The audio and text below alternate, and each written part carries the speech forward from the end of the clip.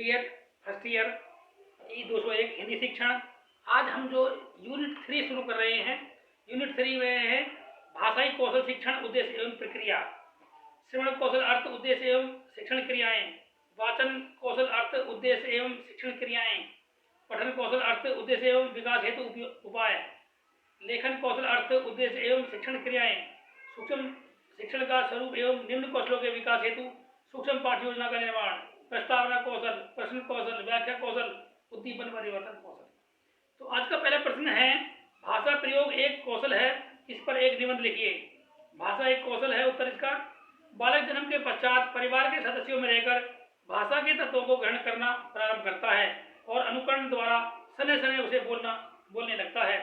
किंतु यह सत्य है कि भाषा का सही और स्तरीय प्रयोग केवल सुनने और बोलने से ही नहीं आता। इसके लिए उसे बहुत सी बातों को ध्यान में रखना होगा, तब उसे भाषा के प्रयोग में कुशलता एवं पूर्णता की प्राप्ति होगी। अब यहाँ भाषा एक कौशल है पर विचार विमर्श करेंगे। भाषा एक कला है। बोर्ड ऑफ लंदन द्वारा प्रकाशित ग्रंथ में भाषा के विषय में कहा गया है कि भाषा एक कौशल, एक कला, एक भाव और एक क्रिया है। वास्तव में अन्य कलाओं की भांति भाषा का भी पूर्ण ज्ञान प्रारंभ करना एक कला है। जिस प्रकार अन्य कलाओं को सीखने में अभ्यास की आवश्यकता होती है, उसी प्रकार भाषा में कुशलता अर्जित करने के लिए भी अभ्यास करना आवश्यक होता है।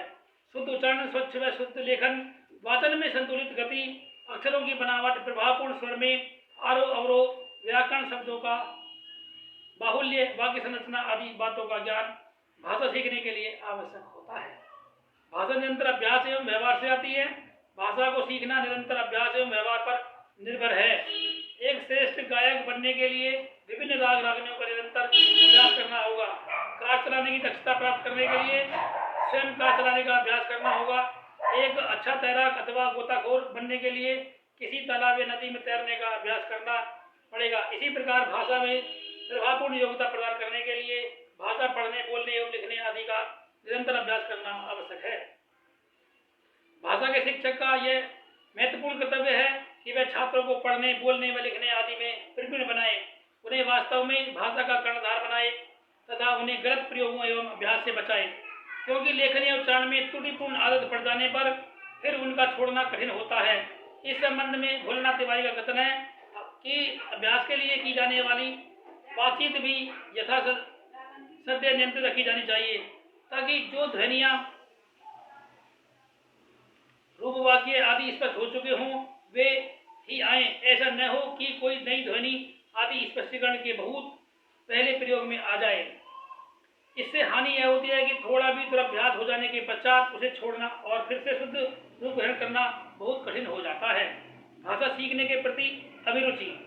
किसी भी भाषा को सीखने की दृष्टि से यह आवश्यक है कि छात्रों में उस भाषा को सीखने की रुचि हो। रुचि उत्पन्न करने के लिए दो बातों का होना आवश्यक है। नंबर 1, अनुकूल एवं प्रेरणापद वातावरण का निर्माण। छात्रों में उस भाषा को सीखने की आवश्यकता की अनुभूति। नंबर 3, शिक्षक भाषा शिक्षण में भाषा को सीखने के प्रति जितनी अधिक अभिरुचि छात्रों में जागृत कर सकेगा, वे उतने ही कम समय में भाषा का पूर्ण ज्ञान प्राप्त करने में समर्थ हो सकेंगे। एक भाषा के विद्वान के शब्दों में भाषा सीखने का संबंध मानव प्रेरणाओं से है, जिसका नियंत्रण मानव इच्छा करती है। अतः जितनी तीव्र प्रेरणा में इच्छा होगी, सीखने की गति भी उतनी ही तीव्र होगी। नंबर 4, चारों भाषा कौशलों में दक्ष बनाना। छात्रों को भाषा में प्रवीण एवं सिद्ध बनाने के लिए यह आवश्यक है कि वे चारों क्षमताओं पढ़ना, बोलना, लिखना तथा सुनना एवं समझना में दक्षता प्राप्त करें। भाषा कौशल मात्र 1 या 2 क्षमताओं में निपुणता प्राप्त कर लेने तक सीमित नहीं है, अपितु इसमें चारों क्षमताओं का सम्मिलित महत्व है। M.A. देशपांडे ने अपनी एक लेख सक्षम की नई तकनीकें में लिखा है, भाषा शिक्षा का संबंध केवल ज्ञान प्रदान करना या सूचनाएं प्रदान करना मात्र नहीं, बल्कि भाषा सीखने वाले को इन चारों विविध कौशलों में दक्ष बनना है, जैसे समझना, बोलना, पढ़ना और लिखना। रॉबर्ट लार्डो ने अपनी पुस्तक भाषा शिक्षण में लिखा है, स्पष्ट रूप से रुचिपूर्व सस्वर वाचन करना एक कलापूर्ण कौशल ही है। यह कौशल सत्तान्यास का ही परिणाम होता है।